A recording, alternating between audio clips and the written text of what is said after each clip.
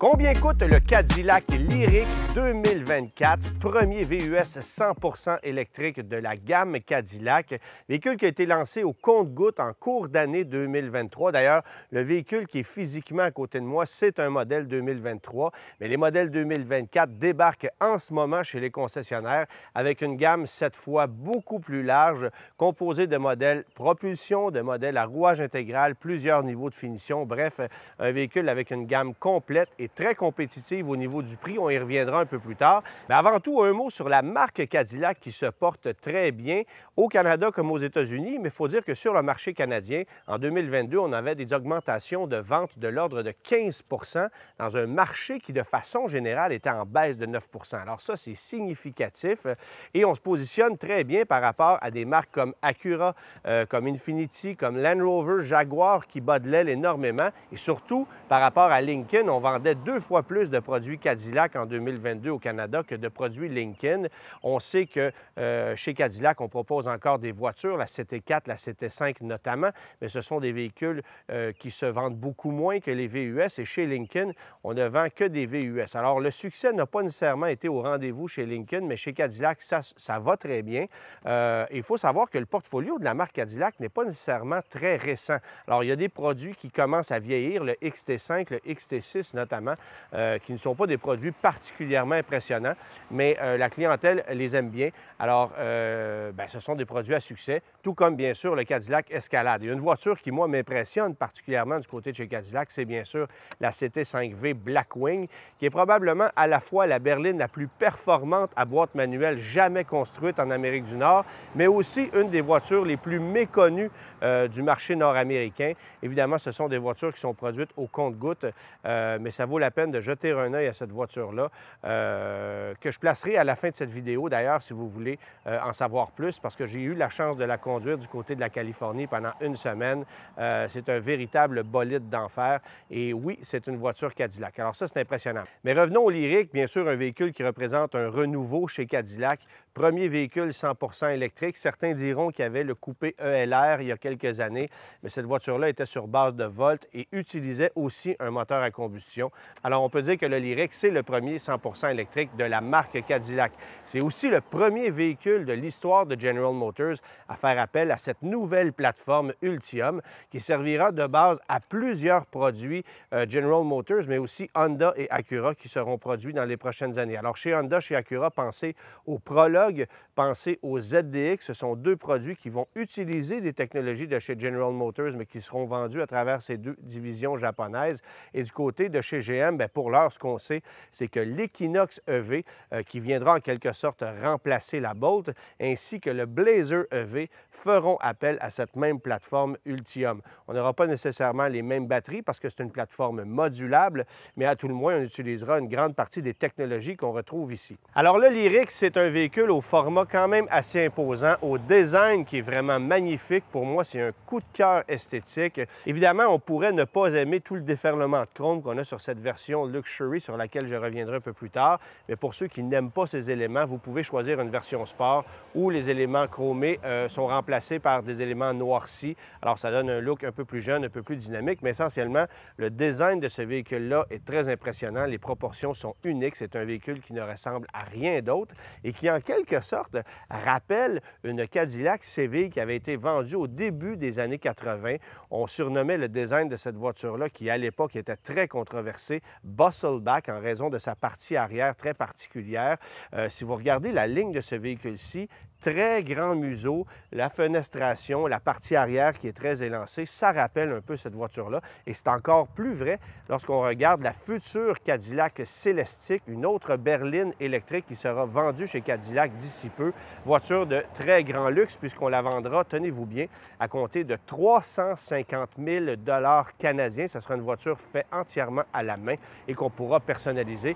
On est dans les hautes sphères automobiles. Cadillac qui a décidé d'aller jouer dans ce territoire-là pour une première fois, mais essentiellement, ça sera une carte de visite, la Celestiq, puisque ce seront des voitures, encore une fois, produites au compte-gouttes. Ce qu'on veut vendre, c'est des produits comme le Lyriq, un véhicule très compétitif et qui vient en quelque sorte rivaliser avec, par exemple, le Audi e-tron, le BMW iX, le Mercedes-Benz EQS SUV et bien sûr le Tesla Model X qui a ouvert le bal de ce segment de véhicules-là 100% électriques. Tesla Model X est un véhicule quand même plus spacieux, à peine plus long que ce qu'on va retrouver ici, mais au niveau des proportions, des dimensions, on est très près. Et le Lyriq, bien que le design soit complètement différent, c'est un véhicule qui vient en quelque sorte rivaliser avec le Tesla Model X. Pour 2023, Cadillac avait lancé une version unique, une version de lancement du Lyriq. C'était un modèle Luxury qui était très équipé, avec comme seule option disponible les jantes de 22 pouces, parce que sinon, le véhicule était livré avec des roues de 20 pouces. Une seule couleur, celle que vous voyez ici, mais évidemment que pour 2024, la gamme s'est complètement élargie. Alors, on peut obtenir une version Tech de base, 3 versions Luxury et 3 versions Sport, qui évidemment diffèrent avec des équipements qui sont ajoutés en supplément. Et l'échelle de prix, bien, on y reviendra un peu plus tard, mais vous allez voir qu'on a tenu nos promesses chez Cadillac avec un prix d'entrée sous la barre des 70 000 ce qui est extrêmement compétitif par rapport à tous les véhicules que je vous ai nommés précédemment, qui sont vendus généralement au-delà des 100 000 Commençons donc par la technologie qu'on retrouve à bord du Cadillac Lyriq. Il y a un moteur électrique situé sur l'essieu arrière pour la version de base. Ça fait 340 chevaux de puissance, 255 kW. Et évidemment, c'est accouplé à une batterie de 102 kWh. Donc, pour une autonomie annoncée à 495 km, ce qui est très réaliste. Et les temps de recharge, on peut aller jusqu'à 190 kW de vitesse de recharge pour obtenir essentiellement 125 km d'autonomie en 10 minutes. Ça, c'est dans un contexte absolument idéal. Je vous avoue ne pas avoir réussi à retrouver ce niveau de recharge-là sur une borne qui était de 350 kW. Alors, c'est toujours dans le meilleur des mondes. Il y a un paquet de paramètres qui fait en sorte qu'on puisse l'atteindre ou pas. Mais évidemment, la version qui risque d'être la plus convoitée chez nous au Québec, au Canada, ça sera le modèle à rouage intégral. Donc, à ce moment-là, on obtient 2 moteurs, un sur chaque essieu. Ça totalise 500 chevaux de puissance. Et là, à ce moment-là, les accélérations sont beaucoup plus franches parce que je vous avoue que le modèle propulsé que je conduis présentement, les accélérations sont correctes, mais on se serait attendu à davantage de performance d'un véhicule de ce niveau-là. Les accélérations qui ne sont pas aussi franches que ce à quoi on se serait attendu. Alors que si vous optez pour un modèle à rouage intégral, là, évidemment, avec 160 chevaux en renfort, ça change la donne complètement. Évidemment, le fait qu'on vienne glisser un deuxième moteur sur l'essieu avant, cette fois-là, ça rajoute un peu de poids au véhicule. On va chercher 106 kg supplémentaires sur le Cadillac Lyriq, qui est déjà un véhicule très lourd parce qu'un modèle de base est à 2521 kg. Et ça, on le sent quand on conduit le véhicule.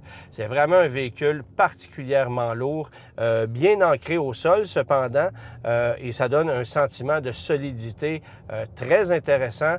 Qui plus est, je vous dirais qu'il n'y a aucun craquement, aucun bruit de caisse dans ce véhicule de pré-production, je tiens à le souligner. Alors ça, c'est un beau point. Et c'est le deuxième Lyriq que j'ai la chance de conduire. J'avais pu conduire une autre version du côté des États-Unis. C'était la même chose, en espérant que ça demeure comme ça.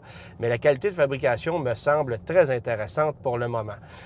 Bon, alors, la version à 4 roues motrices, 500 chevaux de puissance, la même batterie de 102 kWh. Et la bonne nouvelle, c'est que l'autonomie passe, tenez-vous bien, de 495 km à 494 km. Il n'y a essentiellement pas de différence entre les deux. 1 km d'autonomie annoncée au niveau de ce qu'on est capable de faire entre les deux versions.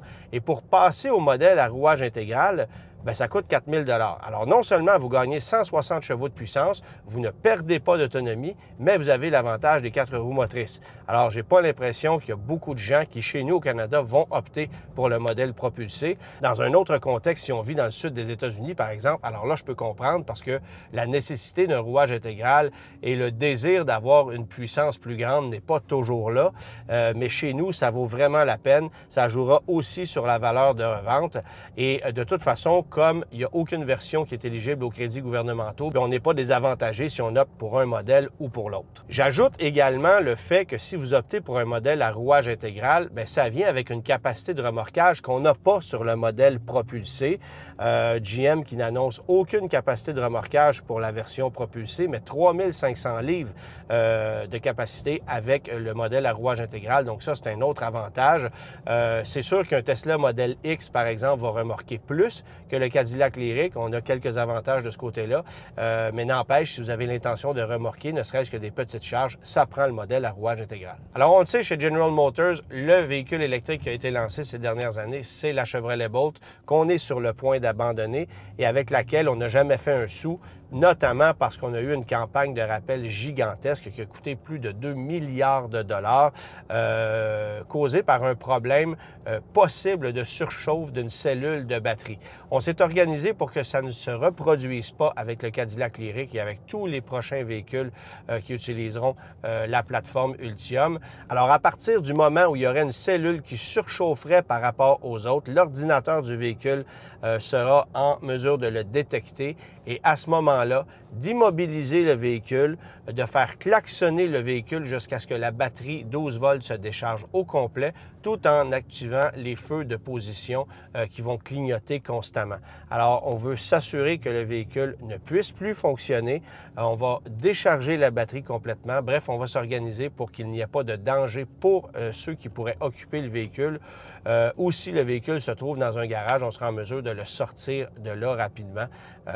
Mais bref, c'est un dispositif qu'on a choisi d'intégrer dans ces véhicules-là. Ça permet aussi d'aller chercher des données techniques par ordinateur parce qu'évidemment, tout ce qui s'appelle rendement des batteries sur les Cadillac Lyriq, c'est enregistré dans une centrale et ça permet de recueillir des données pour de la recherche et du développement. Alors, le Cadillac Lyriq, j'ai pu le conduire dans différents contextes, même sur circuit. Et c'est un véhicule qui n'est pas réellement sportif. On a beau avoir une version sport annoncée, la conduite n'est aucunement sportive. L'idée ici, c'est d'aller chercher le maximum de confort, une expérience de conduite qui est intéressante, mais côté dynamique, c'est pas particulièrement impressionnant. Bien sûr, puisque la grande majorité du poids est très près du sol, donc le centre de gravité est très bas. Ça a une tenue de route qui impressionne, mais le poids du véhicule fait en sorte qu'évidemment, la masse vient affecter la dynamique de conduite. La direction est précise, le véhicule, encore une fois, très solide, ça freine promptement. On peut sélectionner, évidemment, un mode de régénération en décélération jusqu'à un arrêt complet, donc conduire le véhicule à une seule pédale, comme on le faisait avec la Chevrolet Bolt, qui avait été commercialisée à partir de 2016.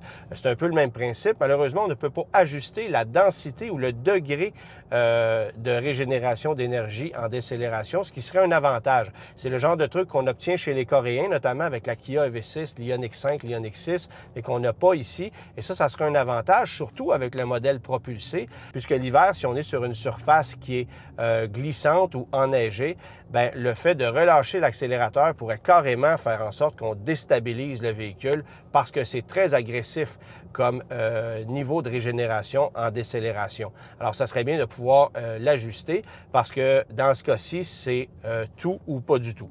Et ça, bien, c'est un petit désavantage, mais au moins, on l'a. Il y a d'autres véhicules électriques dans l'industrie qui n'offrent pas cette option-là. Je dois vous parler maintenant des espaces de rangement, ou du moins de l'espace qu'on va retrouver à bord de ce véhicule-là, parce que ça demeure un produit moins spacieux que si vous optez pour un BMW iX, pour un Mercedes-Benz EQS SUV, et particulièrement pour le Tesla Model X, dont l'habitacle est carrément gigantesque. Alors ici, on n'a pas su optimiser l'espace à ce point-là. D'ailleurs, on n'a pas de coffre avant. Malgré la longueur du museau, on n'a pas réussi à créer un espace de rangement à l'avant. Alors ça, je trouve ça un peu décevant. Et quand on ouvre le capot du véhicule que je conduis présentement, bien, tout ce qu'on voit, c'est une plaque de plastique sous laquelle il n'y a pas grand-chose. Pourquoi? Parce que c'est un modèle propulsé. Alors, si vous optez pour un modèle à rouage intégral, bien, il y aura la présence d'un deuxième moteur électrique. À ce moment-là, le moteur va venir prendre l'espace qui est laissé vide en ce moment. Est-ce qu'on aurait pu créer un espace de rangement que pour les versions propulsées? Je pense que ça aurait été une belle addition. On aurait pu le faire, mais ça n'a pas été fait. Peut-être qu'on fera des modifications à ce niveau-là dans les prochaines années, espérons-le. On n'a pas d'espace de rangement à l'avant. C'est 793 litres de volume cargo derrière la banquette arrière. Alors pour ça, ça va très bien. Beaucoup d'espace, beaucoup de dégagement. Le coffre qui est très bien découpé aussi. Et si on abaisse la banquette, on est à 1722 litres de capacité de chargement totale, ce qui est correct, mais ce qui est inférieur clairement à ce qu'on va retrouver chez la compétition. Évidemment, bien, pas de troisième rangée ici, comme on peut retrouver chez certains véhicules de la compétition aussi. Alors, bien que le format soit comparable à celui d'un iX, d'un EQS SUV, d'un Tesla Model X, bien, au niveau de l'espace habitable, c'est pas la même chose. C'est quand même plus spacieux que ce que vous allez retrouver chez les VUS qu'on dirait compacts, là, par exemple comme un Volvo XC40, comme le Genesis GV60, peut-être pas comme le modèle Y de Tesla, parce que là aussi, c'est un véhicule qui est quand même assez spacieux. Alors, la bonne nouvelle, c'est que les espaces de rangement se font nombreux dans le Cadillac Lyriq. Ça vient compenser un peu pour le manque d'espace de rangement sous le capot. Beaucoup d'espace dans les portières, console centrale qui est gigantesque. Il y a un tiroir sous la planche de bord pour ranger des effets personnels, un autre espace sous l'accoudoir central.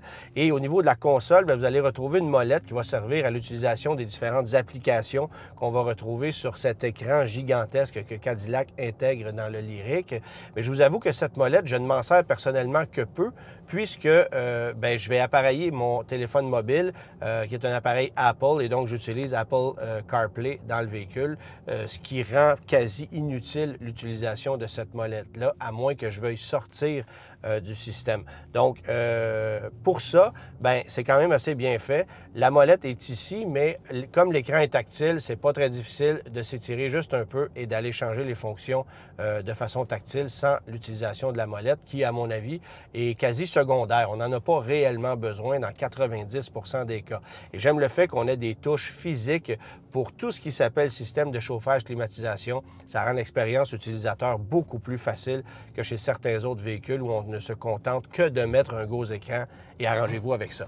Alors ça, c'est une belle chose. Maintenant, cet écran qu'on intègre ici ressemble beaucoup à celui du Cadillac Escalade. C'est 33 pouces, c'est un écran incurvé de très, très belle qualité. Et le gros avantage par rapport à l'Escalade, c'est que la qualité graphique est la même d'un bout à l'autre. On le sait, sur l'Escalade, du côté droit, la qualité graphique date de plusieurs années. C'est pas très élégant. Et ça paraît que ça a été développé il y a quelques années, mais maintenant, tout est uniforme. La qualité graphique est superbe. Bon, évidemment, le soir venu, vous allez avoir tout ce qui s'appelle l'éclairage d'ambiance qui vient s'ajouter à ce véhicule-ci, ce qui vient rajouter beaucoup de chaleur dans l'habitacle. Ça, j'aime bien. Mais il faut quand même que je vous mentionne que cet écran-là, bien que ce ne soit pas le seul élément attrayant de l'habitacle du Lyriq, c'est un élément clé que plusieurs acheteurs vont apprécier particulièrement. Je vais aussi mentionner que dans le cas qui nous concerne, le véhicule est livré avec un système audio AKG de 19 haut-parleurs, très performant. C'est pas aussi performant que ce qu'on va retrouver dans le Cadillac Escalade qui, lui, en compte 34. Et c'est pas aussi performant non plus que le système audio de la future Cadillac Celestiq qui comptera, tenez-vous bien, 41 haut-parleurs. Néanmoins, ça sonne et je pense que cette option-là vaut la peine. Vous pouvez l'obtenir sur certaines versions d'entrée de gamme, si on peut s'exprimer ainsi. Mais dans le cas d'un modèle Luxury 3, comme celui que je conduis présentement, ça vient de série et c'est une belle addition. Je trouve ça intéressant. Vous allez avoir notamment les haut-parleurs dans les appuis-têtes avec ce système audio-là que vous n'aurez pas ailleurs si vous choisissez l'option régulière. Je voulais mentionner un habitacle qui est très luxueux, dont la présentation est très riche, très cossue. Alors, je trouve que Cadillac a fait un pas de géant à ce niveau-là. On a des boiseries véritables, l'aluminium véritable. Il n'y a pas de matériel de qualité ordinaire ici. Et ça, c'est une belle addition par rapport à d'autres produits Cadillac, notamment des produits comme le XT5, le XT6, où on a peut-être coupé les coins un peu plus ronds. Ça a été l'habitude de Cadillac pendant très longtemps, mais on sent un vent de changement de ce côté-là et ça fait du bien. Bon, il y a un mariage de teintes qui est très intéressant ici aussi et il y a plusieurs teintes intérieures qu'on peut choisir parce que pour 2024, évidemment, il n'y a pas une seule teinte extérieure. Il y a 8 teintes au choix, dont certaines sont assez particulières. Alors, je vous nomme le vert émeraude, le nimbus métallisé et le céleste métallisé. Ce sont des teintes assez particulières. J'ai hâte de voir si ça va connaître du succès. Mais pour ceux qui veulent demeurer plus traditionnels, bien, le noir, le blanc, le gris, le rouge, le bleu, c'est aussi disponible. N'empêche, Cadillac qui joue d'audace audace là-dedans. On l'a fait à quelques reprises chez Cadillac dans les années passées. Mais là, avec ces trois teintes-là, j'ai l'impression qu'il y a des gens qui vont trouver ça assez curieux, dont moi-même. J'ai hâte de voir si ça va connaître du succès. Mais toujours est-il que le fait qu'on puisse obtenir des couleurs extérieures assez particulières, bien, ça permet d'offrir aussi un choix de couleurs intérieures. Et ça, bien, c'est toujours très riche, toujours très intéressant de pouvoir opter pour autre chose que du noir traditionnel. Ça apporte un côté premium à ce genre de produit-là. Vous l'avez vu, énormément de technologie sur le Lyriq 2024. C'est un produit qui promet, qui risque de connaître beaucoup de succès dans la mesure où Cadillac sera capable d'en livrer, évidemment. C'est toujours la grande question. D'abord, vous mentionnez que si ce produit-là impressionne, la facture impressionne également. Ce n'est évidemment pas offert à toutes les bourses puisque ça demeure un produit de luxe.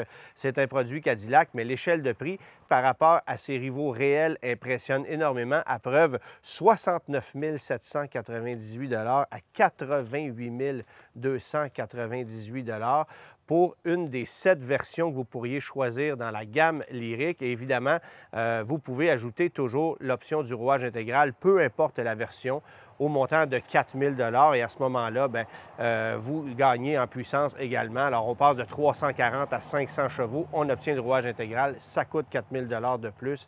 Et j'ai l'impression qu'une grande majorité d'acheteurs vont choisir cette option parce qu'encore une fois, je le rappelle, l'autonomie ne s'en voit aucunement affectée. Chez Cadillac, on annonce 1 km d'autonomie au niveau de la différence. C'est symbolique, ça ne veut absolument rien dire. Mais encore une fois, je veux revenir sur le fait que si vous optez pour un modèle avec les roues de 22 pouces, c'est évident que l'autonomie du véhicule sera affectée négativement, même si Cadillac n'en fait pas mention. Alors, je vous le mentionnais, échelle de prix 69 798 à 88 298 Dans le cas qui nous concerne, on aurait l'équivalent ici d'une version Luxury 3 propulsée, parce que je le rappelle, le modèle d'essai ici, c'est un 2023, mais faisons comme si c'était un modèle 2024. Alors, ça serait l'équivalent d'un modèle Luxury 3 propulsé. On ajouterait à ce prix-ci, qui est de 84 298 l'option du rouage intégral et on passerait à 88 298 Et si vous optiez pour un modèle Sport 3, donc avec un habillage noirci, avec un look un peu plus dynamique, ça serait exactement le même prix. Il n'y a pas de différence de prix entre une version Sport et une version Luxury. C'est vraiment une question d'apparence et ça, peu importe le niveau de version que vous choisissez, parce qu'il y a une version Luxury 1, 2 et 3. Même chose du côté des versions Sport 1, 2 et 3. Évidemment, plus vous montez, plus les prix sont élevés.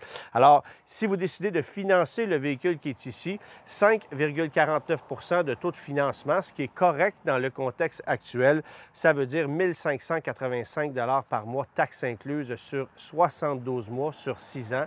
Ce que je trouve relativement raisonnable parce que par rapport à la compétition, encore une fois, si vous regardez par exemple un Audi e-tron, un BMW iX, vous allez être au-delà des 2 000 par mois et pas besoin de vous dire que dans tous les cas, il n'y a pas de subvention qui s'applique. Ici, on est juste au-dessus du seuil pour pouvoir être éligible à certains crédits gouvernementaux. Maintenant, pour vous donner une idée de l'écart de prix qu'on retrouve entre le Lyriq et la compétition, j'ai pris la facture de base d'un Mercedes-Benz EQS SUV version 450, donc vraiment un modèle de base sans option, ce qui existe à peu près pas.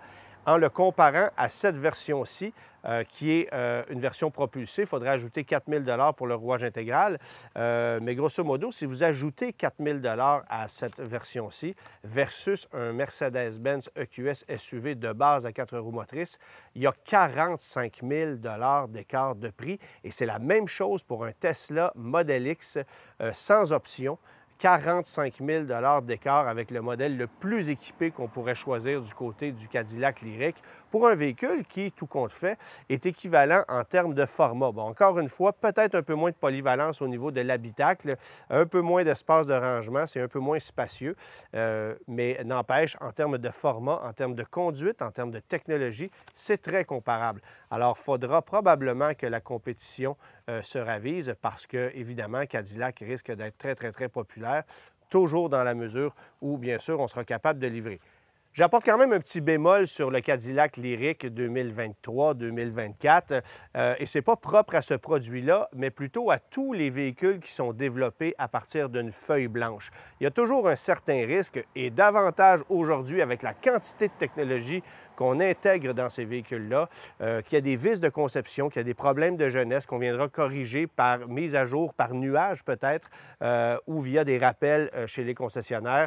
Mais c'est certain que si vous procurez une des premières unités débarquées sur le marché du Cadillac Lyriq, il y a plus de risques que si vous attendez 1 an ou 2 avant de vous le procurer, le temps qu'on vienne régler certains petits pépins. Je peux vous dire que dans le véhicule qui est ici, il y a quelques petits pépins qui sont survenus au niveau des écrans. Est-ce que ce sont des mises à jour? Est-ce que le fait que ce soit un véhicule de pré-production, ça vient l'affecter? Fort probablement. Mais encore une fois, si vous êtes un des premiers à obtenir ce véhicule-là, attendez-vous à avoir peut-être un peu plus de problèmes que ceux qui l'obtiendront dans 1 an, dans 2 ans. Ça a été le cas avec la grande majorité des nouveaux véhicules qui ont été lancés sur le marché et particulièrement, je vous dirais, chez les constructeurs américains qui sont en réaction et qui développent des nouvelles plateformes, des nouvelles technologies. Alors, gardez ça en tête. C'est un produit impressionnant. C'est un produit que je n'ai pas de misère à recommander parce que technologiquement parlant, c'est très convaincant. Mais si vous obtenez le véhicule très rapidement, il y a quand même quelques risques que vous vous retrouviez au garage, au concessionnaire, un peu plus souvent qu'à l'habitude.